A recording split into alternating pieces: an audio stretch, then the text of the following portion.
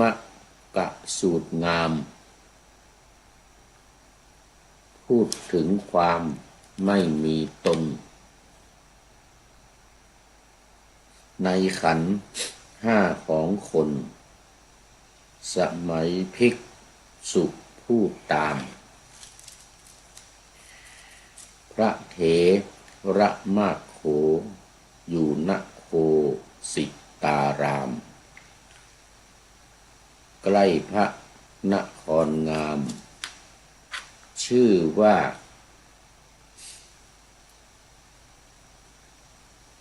กรุงโกสัมพี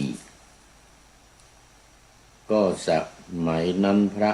เขมกะที่ว่านี้เป็นไข้หนักเหลือดีได้รับทุกเวทนาพักอยู่ณที่พระทลิการามเวลาเย็นมีพระมหาเถระจำนวนมากมายออกจากที่พักผ่อนก่อนเย็นเป็นเวลาบ่ายเรียกพระทาสกะไปกล่าวว่ามาเถิดท่านทาสกะจงไปหาเขมกะและบอกว่าพระเถระให้มาถามท่านว่าพออดทนได้หรือพอเยียวยาเวทนาในกายตนได้หรือยังทุกข์ทนทุเราเบาหรือทุเราเบาบางลงไม่กำเริบไม่กำเริบเวทนานั้นปรากฏว่ายังคง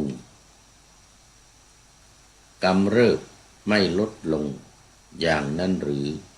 ว่าอย่างไรส่วนท่านพระทัสสะกะรับคำแล้วเข้าไปหาท่านนั้นแล้วได้กล่าวตามคำพระเถราขอถวายความนอบน้อมแด่พระรัตนตรัยมีพระพุทธเจ้าเป็นต้นขอถวายความเคารพพระมหาเถระพระเถรานุเถระเจ้าคณะพระสังฆาธิการทั่วโลกมีพระเดชพระคุณพระธรรมเสนาบดีเจ้าคณะภาค7วัดพระธาตุดอยสุเทพเป็นต้นและขออำนวยพรแด่ท่านผู้ฟังท่านผู้ชมสาธุชนพุทธบริษัททั้งหลายวันนี้รายการพระไตรปิฎกลอยฟ้าก็ลอยมาจากวัดโพธิศูนย์ปฏิบัติธรรมกรรมฐานวัดพระธาตุดอยสุเทพอาคืนหน้าทานลินประเทศเอสโตเนีย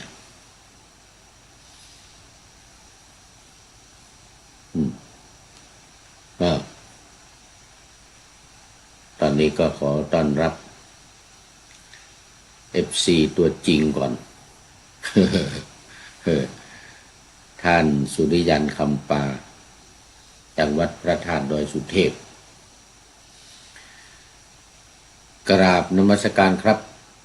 เช้านี้กำลังเดินทางไปถวายเทียนพรรษาจังหวัดลำพูนครับโอ้สาธุสาธุไปถวายเทียนพรรษาของวัดโพธินี่ก็กำลังจะหล่อเทียนอยู่ทำพิธีหล่อเทียนนู่นในเดือนสิงหาคม ระหว่างพรรษานู่นเสร็จแล้วก็ถวายวัดนี้แหละไม่ได้เอาไปถวายที่ไหน แล้วก็ตามมาด้วยหลวงพ่อวัดเดชพระคุณหลวงพ่อสุทธิสงึมรำจากจังหวัดบุรีรัมย์ก็นึกถึงชื่อวัดลืมไปทุกทีเลยลืมไปชื่อวัดอะไรลืมซะเนี่ยวันนี้ทั้งสองท่านเข้ามาในรายการตั้งแต่ไก่ยังไม่ทันโห คือกำลังเริ่มปะหน้าธรรมะยังไม่ทันจบก็เข้ามาเลยเป็น FC ตัวจริงจริงนะนี่ อันนี้ก็เดี๋ยวจะได้ปะหน้าธรรมะต่ออีกขอบคุณมากที่ให้ที่เข้ามาแล้วก็ให้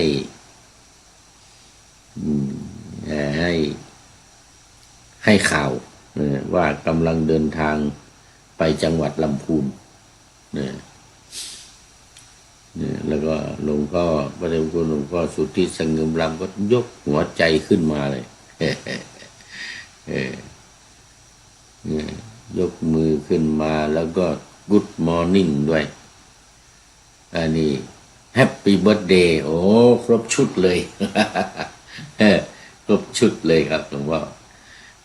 ขอบคุณมากเมื่อกี้นี่กำลังขึ้นต้นรายการอยู่ยังไม่จบ เพราะว่ารายการวัดไตรปิฎกลอยฟ้านี้นอกจากทาง Facebook ไลฟ์สดแล้วก็ทาง YouTube ทางไลน์อะไรต่างๆที่แชร์กันไปนี่นะก็ยังมีการนำออกอากาศทางสถานีวิทยุอีก5 แห่ง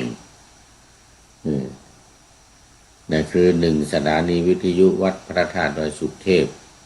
มีพ่อครูวันลบนามวงพรหมเป็นผู้อำนวยการท่านอาจารย์มหาประสิทธิ์ประสาธิโกเป็นหัวหน้าสถานีและกระผมอาตมาภาพพระครูปริยัติยานุศาสตร์เป็นผู้บรรยายเป็นประจำทุกวัน2สถานีวิทยุเพื่อการศึกษาพระพุทธศาสนาและวัฒนธรรมวัดฝายหินตำบลสุเทพอำเภอเมืองจังหวัดเชียงใหม่มีท่านพระครูสมุวิสุวัตรวรกิจโจเป็นผู้อำนวยการ3สถานีวิทยุคลื่นสีขาวเพื่อชาวประชาวัดปากทางเจริญ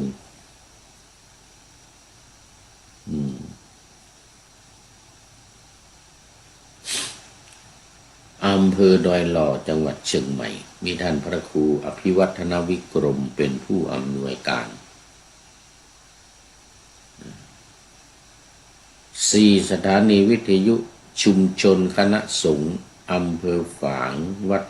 พระพุทธบาทอุดมหรือน้ำบ่อสาวา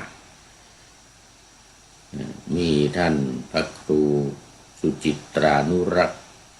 ผมว่าเป็นเจ้าคณะอำเภอฝางเป็นผู้อำนวยการและสุดท้ายสถานีที่5นี่ก็คือมจร.วิทยาลัยสงฆ์นครลำปางมีท่านอาจารย์จีรศักดิ์ปันลำเป็นผู้อำนวยการทั้ง4สถานีนี้ออกอากาศเวลา 8-9 นาฬิกาทุกวันยกเว้นวัดฝายหินวันจันทร์ถึงวันศุกร์ก็ขอโมทนาขอบคุณกับท่านผู้อำนวยการทุกๆสถานีไว้ณที่นี้ด้วยเอาแล้วตอนนี้ก็เข้ามาสู่เนื้อหาสาระของพระสูตรกันเลย พระไตรปิฎกวันนี้ต้องให้ได้อย่างน้อย2 สูตร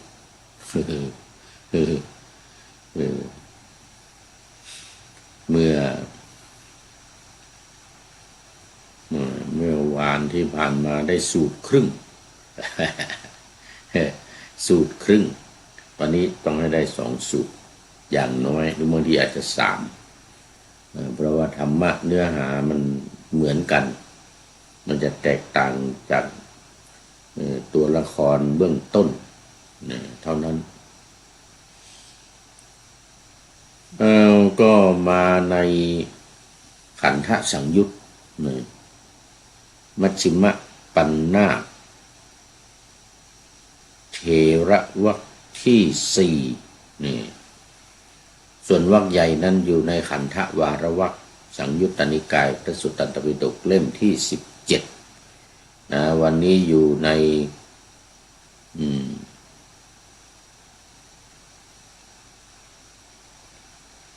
เดี๋ยวหน้าที่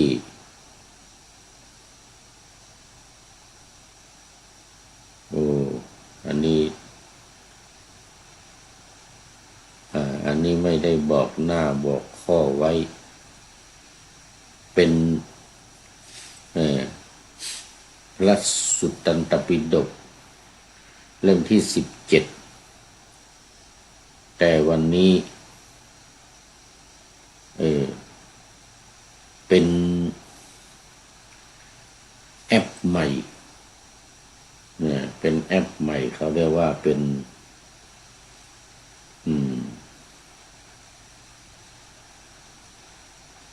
แอปของอะไรลืมชื่อไป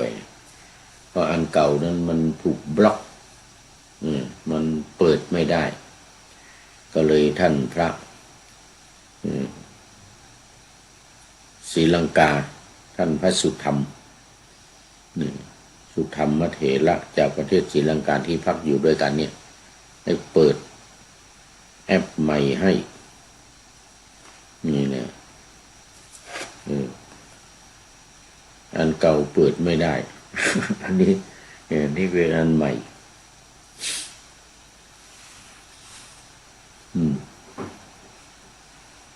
เป็นแต่ว่าสูตรก็เรียงเหมือนเดิมสูตรที่7เขมกัสสูตรจากสูตรที่6มาก็คืออัสสชิสูตรอยู่ในวรรคเดียวกันอยู่ในสังยุตเดียวกันใจความก็คือหนึ่งที่ปะหน้าธรรมาสไว้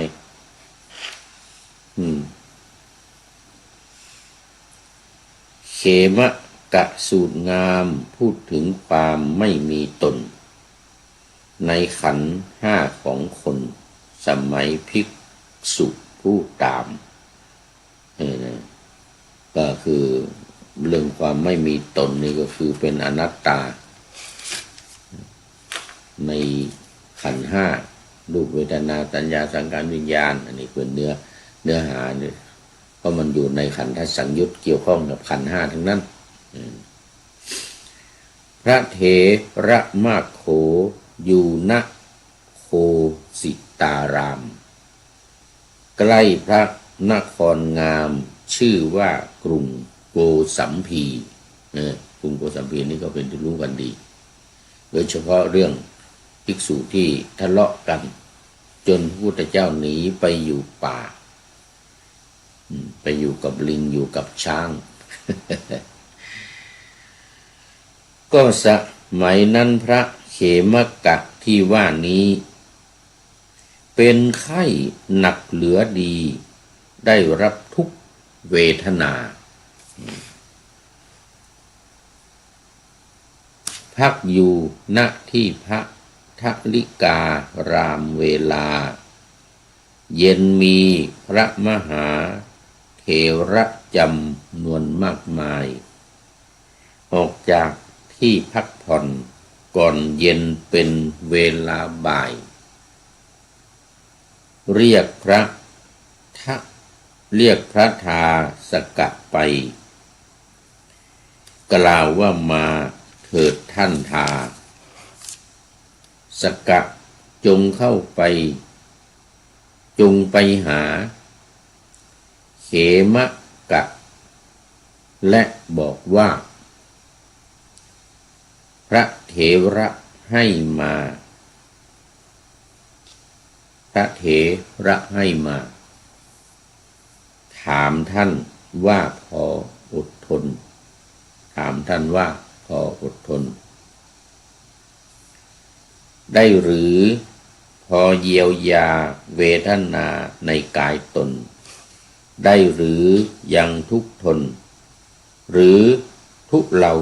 เบาบางลงไม่กำเริบเวทนานั้นปรากฏว่ายังคง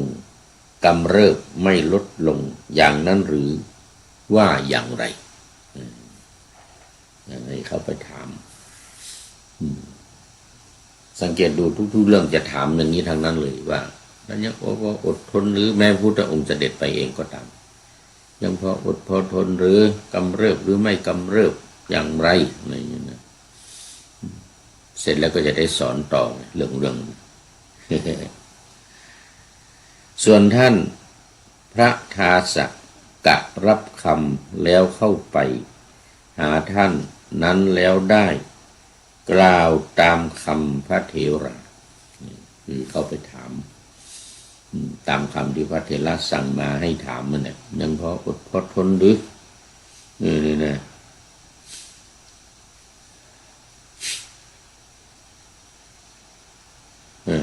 ดูก่อนท่านพระ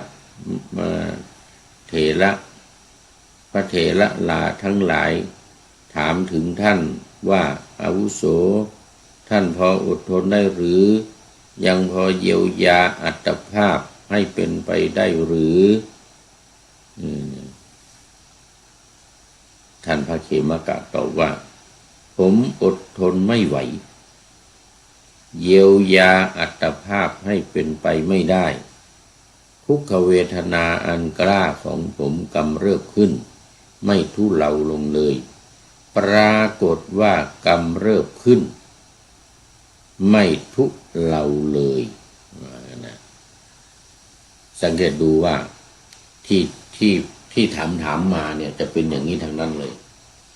ทั้งท่านพระอัสสชิทั้งท่านพระ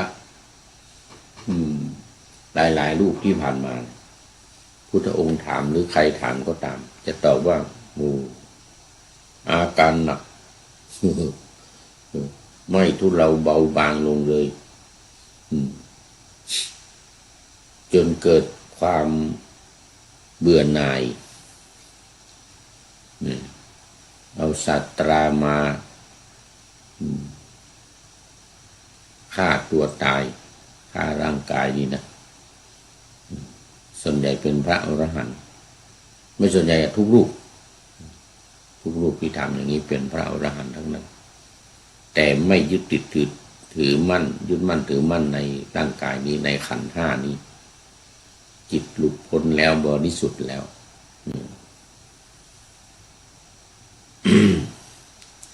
ครั้งนั้นท่านพระทาสกะเข้าไปหาภิกษุผู้เป็นเถระทั้งหลายถึงที่อยู่แล้วก็ได้กล่าวกับภิกษุผู้เป็นเถระว่าดูก่อนอาวุโสทั้งหลายเขมกะภิกษุกล่าวอย่างนี้ว่าอาวุโสผมทนไม่ไหวเยียวยาอัตภาพไม่ได้เป็นต้นเราให้พระธรรมเถระทั้งหลายฟังพระมหาเถระก็กล่าวว่ามาเถิดท่านทาสกะท่านจงเข้าไปหาเขมกะถึงที่อยู่อันนี้ผ่านมาแล้ว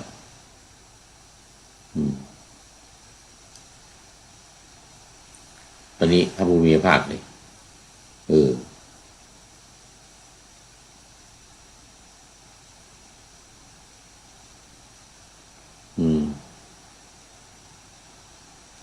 ท่านเขมกะพระเถระทั้งหลายกล่าวกับท่านอย่างนี้ว่าอาวุโสอุปาทานขันธ์ห้าเหล่านี้พระผู้มีพระภาคตรัสแล้วคือเอาละขันธ์ห้าอีกแล้ว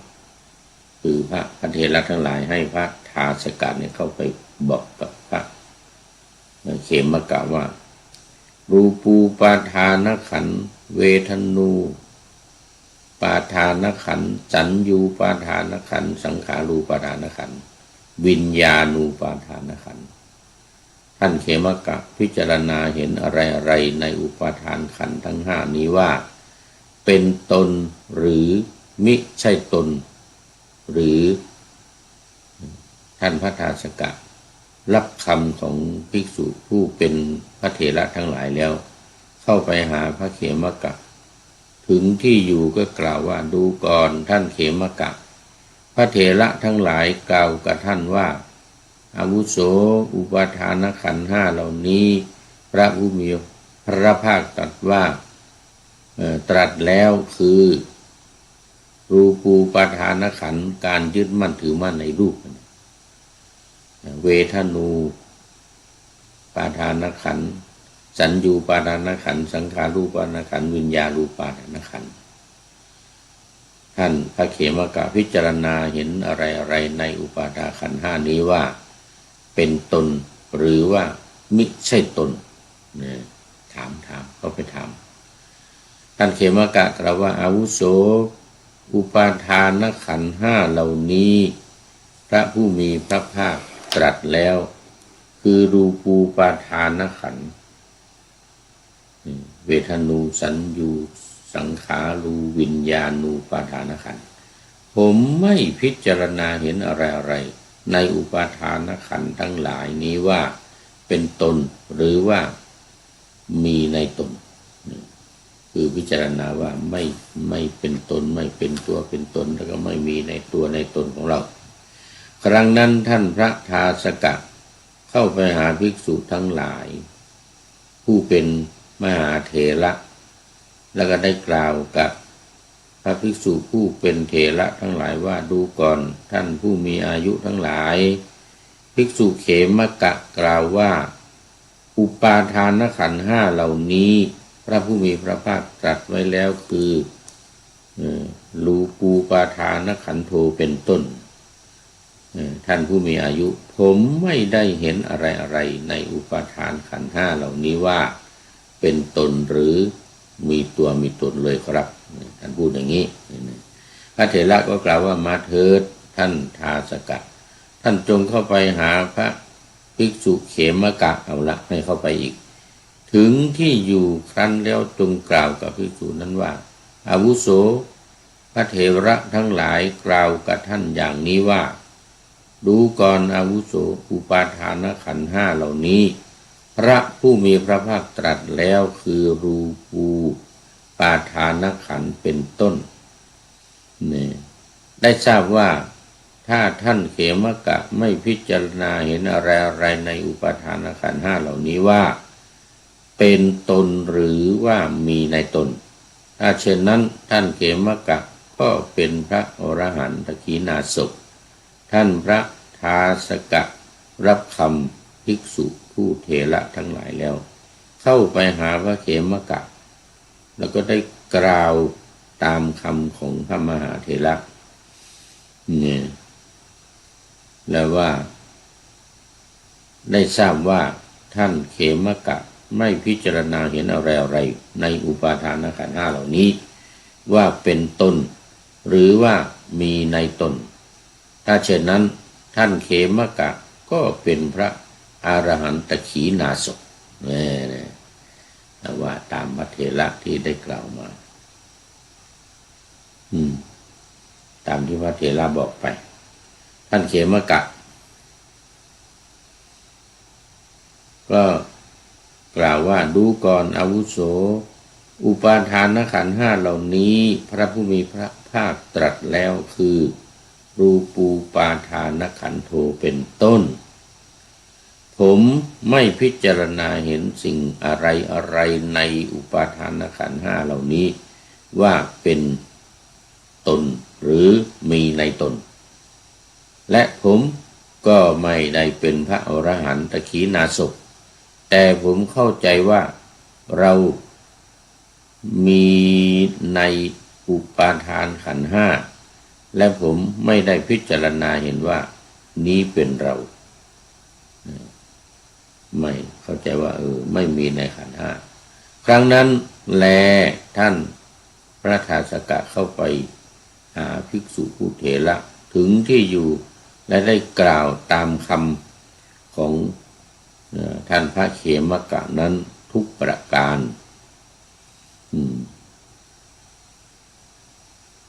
พระมหาเถระทั้งหลายก็กล่าวกับท่านทาสกะว่าท่านทาสกะจงเข้าไปหาภิกษุเขมกะถึงที่อยู่แล้วก็กล่าวอย่างนี้ว่าดูก่อนท่านเขมกะที่ท่านกล่าวว่าเรามีนี้คืออย่างไรให้เข้าไปถามท่านกล่าวรูปว่าเรามีหรือกล่าวว่าเรามีนอกจากรูปท่านกล่าวว่าเวทนาสัญญาสังขารวิญญาณมีหรือกล่าวว่าเรามีนอกจากวิญญาณดูก่อนท่านเขมกะที่ท่านกล่าวว่าเรามีนั้นคืออะไรท่านพระมหาทาสกะรับคำของพระมหาเถระแล้วก็เข้าไปหาท่านพระเขมกะและกล่าวว่าดูก่อนเขมกะที่ท่านกล่าวว่าเรามีนั้นคืออย่างไรท่านกล่าวรูปว่าเรามีหรือว่าเรามีนอกจากรูปนั้นท่านกล่าวว่าเวทนาสัญญาสังขารวิญญาณว่าเรามีหรือกล่าวว่าเรามีนอกจากวิญญาณดูก่อนท่านเขมกะคำที่ท่านกล่าวว่าเรานั้นคืออย่างไรเรามีคำว่าเรามีนั่นคืออย่างไรอันนี้ก็ให้พระทาสกะนี้เป็นตัวกลางเข้าไปถามท่านเขมกะท่านเขมกะก็ท่านทาสกะเนี่ยก็เป็นตัวกลางในการถามเพิ่มก็ไปว่ามาดูเหมือนการประชุมของสหรัฐกับอิหร่านไปอยู่ในที่เดียวกันแต่ว่าอยู่คนละห้องนั่นเป็นเรื่องการเมืองนะคนกลางก็ประชุมห้องนี้จากพระกรรมการของสหรัฐบางของใครต่อใครเนี่ยเสร็จแล้วก็ไปถามอีกห้องหนึ่งซึ่งมีรัสเซียเขาไม่ใช่ฝ่ายอิหร่านนะกรรมการฝ่ายอิหร่านเจ้าหน้าที่ของฝ่ายอิหร่านระดับสูงอยู่อีกห้องหนึ่งถามไปถามมาไปบอกตอนนั้นว่าอย่างนี้ตอนนี้ก็ไปบอกตอนนั้นว่าอย่างนี้ตัวนี้เอาตัวอย่างจากนี้ไปเนี่ยเอาตัวอย่างจากพระไตรปิฎกไปเนี่ยหมู่สหรัฐกับอิหร่านที่ประชุมกันเนี่ยท่านพระเขมกะพอทีเถิดท่านทาสกะว่างั้นนะรำคาญเขมกะรำคาญการเดินไปเดินมาบ่อยๆอย่างนี้จะมีประโยชน์อะไรอาวุโสจงไปหยิบเอาไม้เท้ามาเถิด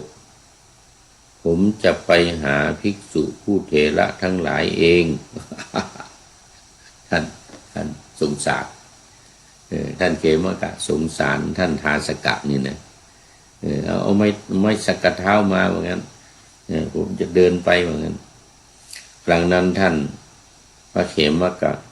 ยันไม้เท้าเข้าไปหาภิกษุผู้เถระทั้งหลายถึงที่อยู่ได้สนทนาปราศัยกับภิกษุผู้เถระทั้งหลายท่านผ่านการสนทนาปราศัยพอให้ระลึกถึงกันได้แล้วนั่งณที่สมควรข้างหนึ่งครั้นแล้วภิกษุผู้เถระทั้งหลายได้กล่าวกับเขมกะว่าดูก่อนท่านเขมกะที่ท่านกล่าวว่าเรามีนั้นคืออย่างไรเป็นต้นไอ้ที่สั่งเข้าไปถามเมื่อกี้นะถามใหม่อีกท่านเขมกะก็บอกว่าอาวุโสทั้งหลาย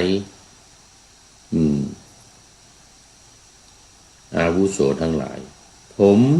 ไม่กล่าวรูปว่าเรามีทั้งไม่กล่าวว่าเรามีนอกจากรูปไม่กล่าวเวทนาสัญญาสังขารวิญญาณว่าเรามีทั้งไม่กล่าวว่าเรามีนอกจากวิญญาณแต่ผมเข้าใจว่าเรามีในอุปาทานขันธ์ห้าและผม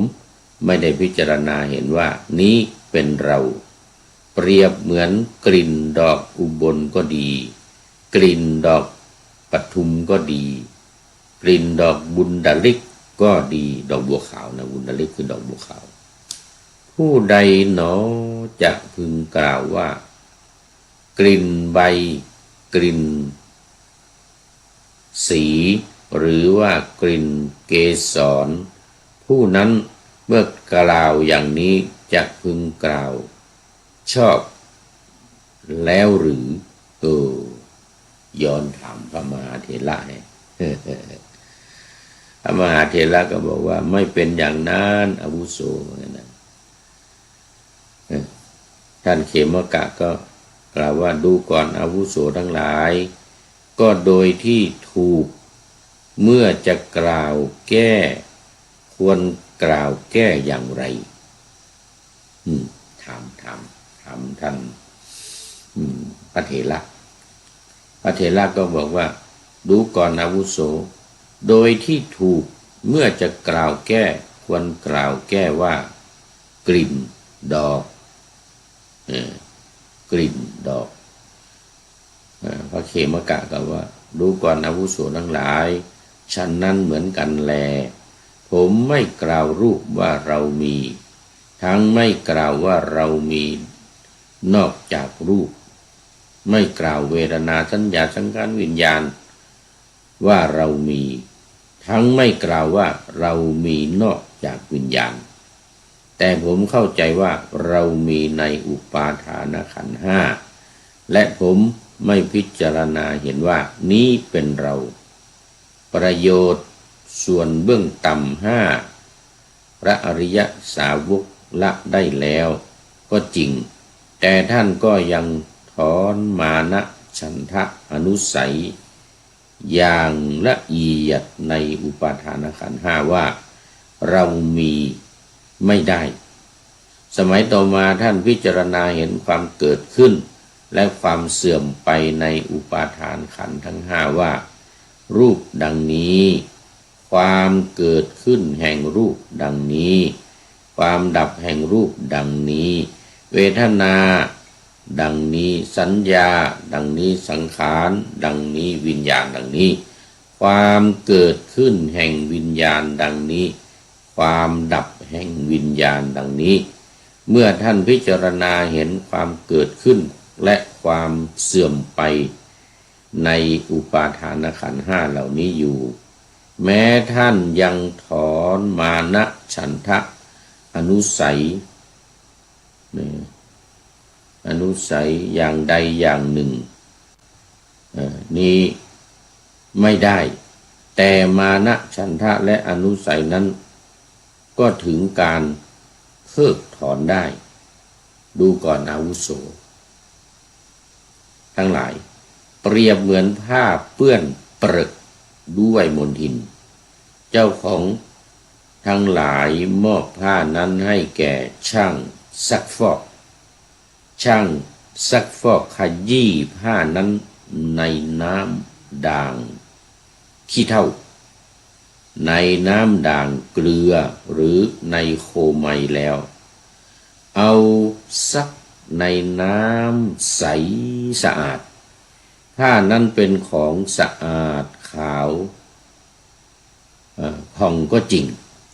แต่ผ้านั้นยังไม่หมดกลิ่นน้ำด่างขี้เถ้ากลิ่นน้ำด่างเกลือหรือกลิ่นโคไมที่ละเอียดช่างซักฟอกมอบผ้านั้นให้แก่เจ้าของทั้งหลาย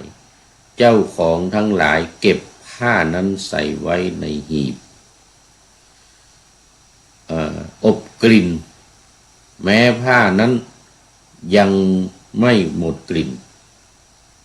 น้ำด่างขี้เถ้า กลิ่นน้ำด่างเกลือหรือกลิ่นโคไมที่ละเอียดแม้กลิ่นนั้นก็หายไปฉันใดดูก่อนอาวุโสทั้งหลายสังโยชน์เบื้องต่ำห้า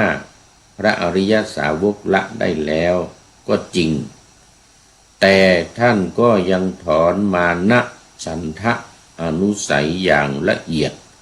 ในอุปาทานขันธ์ทั้งห้าว่าเรามีไม่ได้สมัยต่อมาท่านพิจารณาเห็นความเกิดขึ้นและความเสื่อมไปในอุปาทานขันธ์ทั้งห้าว่ารูปดังนี้ความเกิดขึ้นแห่งรูปดังนี้ความดับแห่งรูปดังนี้เวทนาสัญญาสังขารและวิญญาณก็ดังนี้เหมือนกันความเกิดขึ้นแห่งวิญญาณดังนี้ความดับแห่งวิญญาณดังนี้เมื่อท่านพิจารณาเห็นความเกิดขึ้นและความเสื่อมไปในอุปาทานขันธ์ห้าเหล่านี้อยู่แม้ท่านยังถอนมานะฉันทะอนุสัยอย่างละเอียดในอุปาทานขันธ์ห้าว่าเรามีไม่ได้แต่มานะฉันทะและอนุสัยนั้นก็ถึงการเพิกถอนได้ฉันนั้นเหมือนกันอันนี้เป็นรายละเอียดเป็นธรรมะเป็นลึกซึ้งนะนี่ในศาสนาแต่ว่าจะอาศัยเรื่องขันธ์ห้านี่แหละการยึดถือการไม่ยึดถืออยู่ตรงนี้เมื่อท่านพระเขมกะกล่าวอย่างนี้แล้วภิกษุผู้เถระทั้งหลายได้กล่าวกับท่านพระเขมกะว่าผมทั้งหลายไม่ได้ถามมุ่งหมายเบียดเบียนท่านเขมกะเลยแต่ว่าท่านเขมกะสามารถพอจะบอกแสดงบัญญัติแต่งตั้งเปิดเผยจำแนกทำให้ตื้นให้มันง่ายนะซึ่งคำสั่งสอนของพระผู้มีพระภาคนั้นโดยพิสดารได้ตามที่ท่านเขมกะบอกแล้วแสดงแล้วบัญญัติแล้วแต่งตั้งแล้วเปิดเผยแล้วจำแนกแล้วทำให้ตื้นแล้วโดยพิสดารท่านพระเขมกะก็ได้กล่าวคำนี้แล้วภิกษุผู้เถระทั้งหลายชื่นชมยินดีภาสิทธิ์ของท่านพระเขมกะก็เมื่อท่านพระเขมกะกล่าวคำไวยากรณ์ภาสิทธิ์อยู่จิตของภิกษุผู้เถระประมาณ60รูปและของท่านพระเขมกะพ้นแล้วจากอาสวะเพราะไม่ยึดมั่นถือมั่นที่ว่ามายืดยาวเรื่องของรูปเวทนาสัญญาสังขารวิญญาณและการไม่ยึดมั่นถือมั่นในรูปไม่มีในเราไม่มีในรูปก็เป็นธรรมะที่ลึกซึ้งท่านทั้งหลายทุกรูปรวมทั้งพระเขมกะรวมทั้งพระเถระทั้งหลายก็บรรลุเป็นพระอรหันต์ที่ถามไปถามมานี่ก็เพราะว่าพระเถระทั้งหลายที่นั่นก็ยังไม่ได้บรรลุเหมือนกันตอนที่ถามนะตอนที่ให้พระทาสกะไปถามต่างฝ่ายต่างยังไม่ได้บรรลุธรรมคือหรือบรรลุถึงแค่อนาคามีสังโยชน์ในเบื้องต้น5ประการนั้นละได้นี่เป็นเรื่องที่ยากและลึกซึ้งมากตอนนี้ก็ขอต้อนรับคุณโยมวาสนากันทวีน้อมกราบไหว้สาเจ้าสาธุสาธุเจ้านึกว่าเข้ามาเป็นท่านสุดท้ายพอดีใกล้จะหมดเวลาเนี่ยยังเหลือเวลาอีกนิดหน่อยสรุปเนื้อหาสาระของสูตรนี้คือ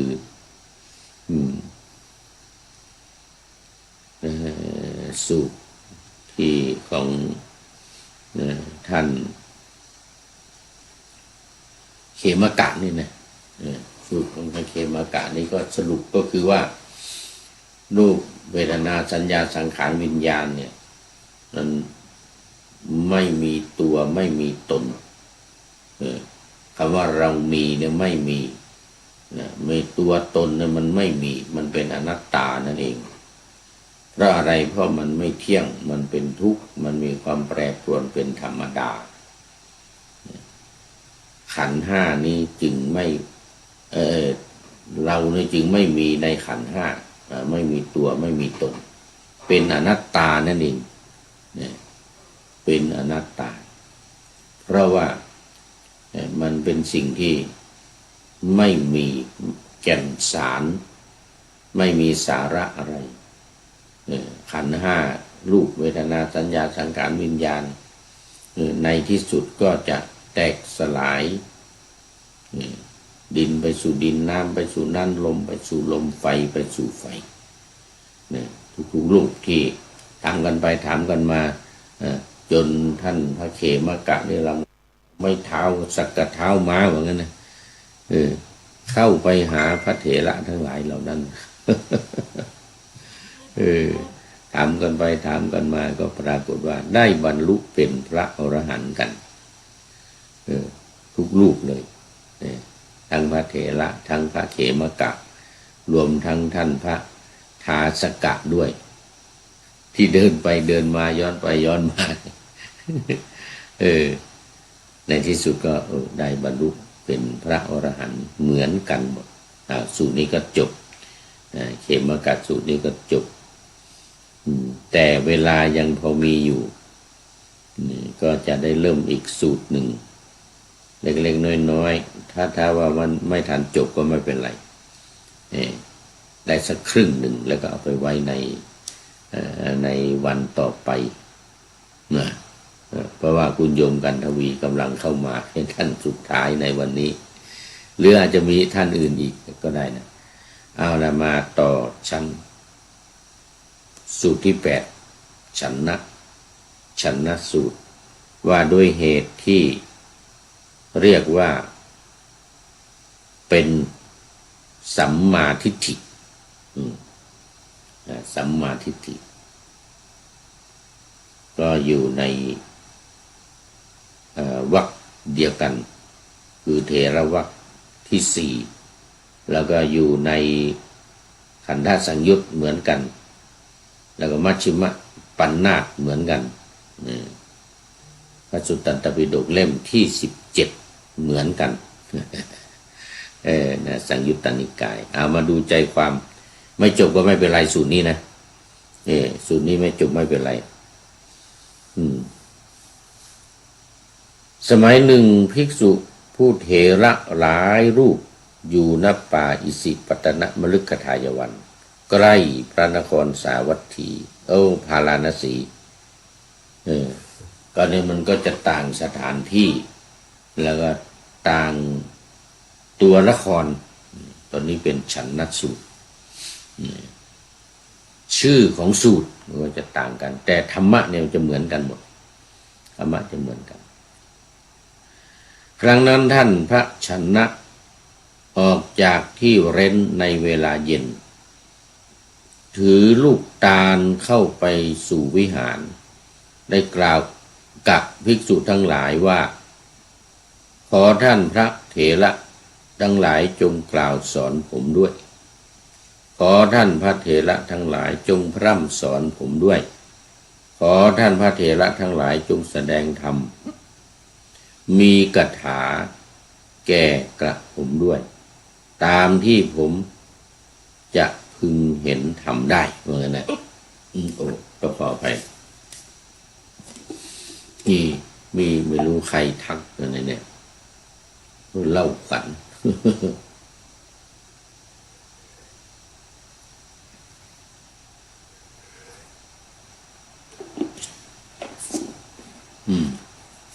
นิยมวัสนามีใครมาทักมันมาสักคนหนึ่งเนี่ยแต่ไม่ได้เข้ามาในนี้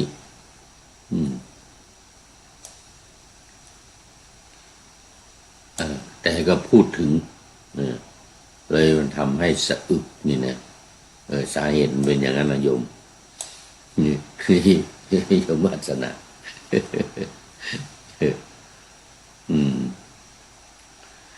อ่ะมาดูต่อไม่รู้มีใครพูดถึง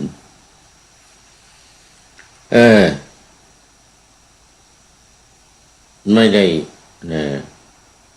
ตามที่ผมจะพึงเห็นทำได้เข้าไ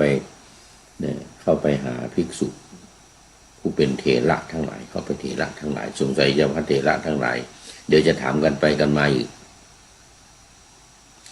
เมื่อพระชนะกล่าวอย่างนี้แล้วภิกษุผู้เถระทั้งหลายได้กล่าวกับท่านพระชนะว่าดูก่อนท่านชนะรูปไม่เที่ยงเวทนาไม่เที่ยงสัญญาไม่เที่ยงสังขารไม่เที่ยงวิญญาณไม่เที่ยงคือเป็นอนัตตาเป็นไตรลักษณ์รูปเป็นอนัตตาเวทนาเป็นอนัตตาสัญญาเป็นอนัตตาสังขารเป็นอนัตตาวิญญาณเป็นอนัตตา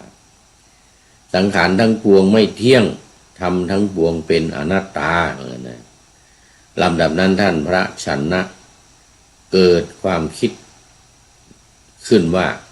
แม้เราก็มีความคิดเห็นอย่างนี้ว่ารูปไม่เที่ยงวิญญาณสังขาร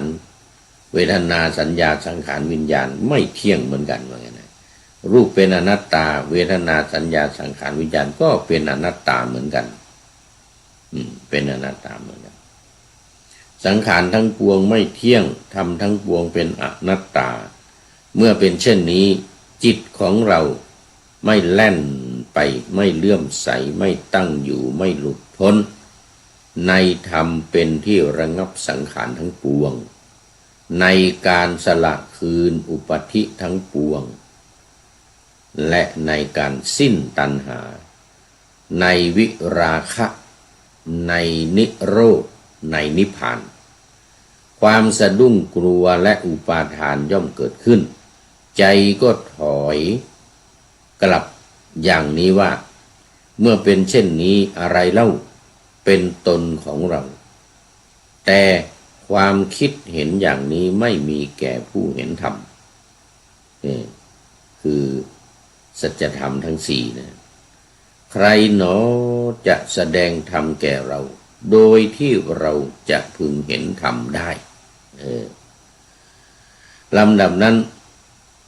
ท่านพระชนะได้มีความคิดว่า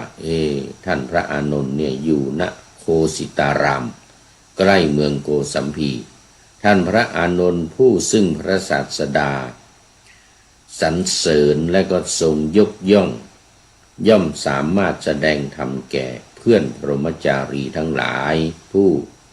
เป็นวินยูชน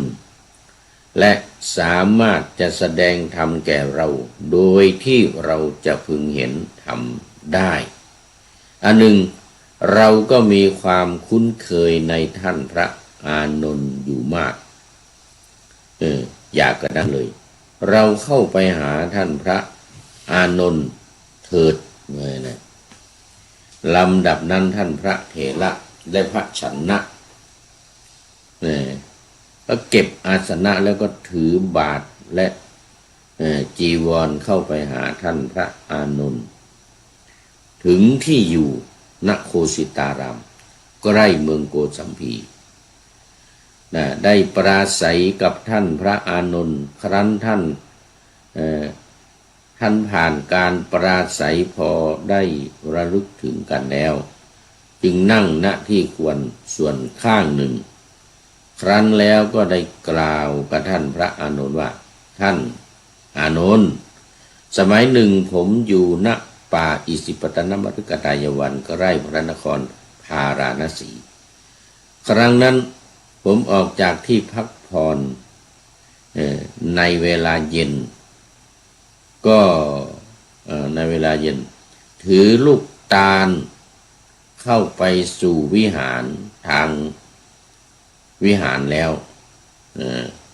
ได้กล่าวกับภิกษุผู้เถระทั้งหลายว่า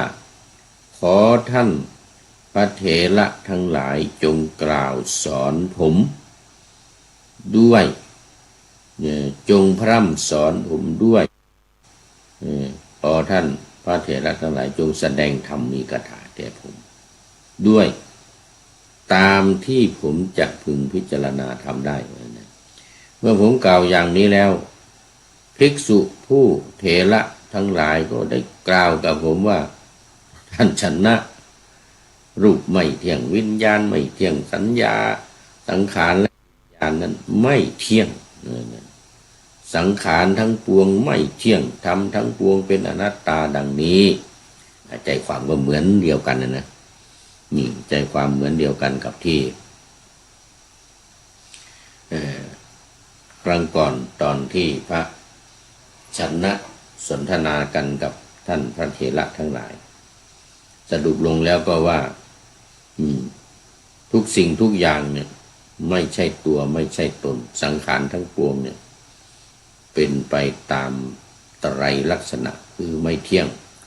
เป็นทุกข์แล้วก็เป็นอนัตตาเนี่ย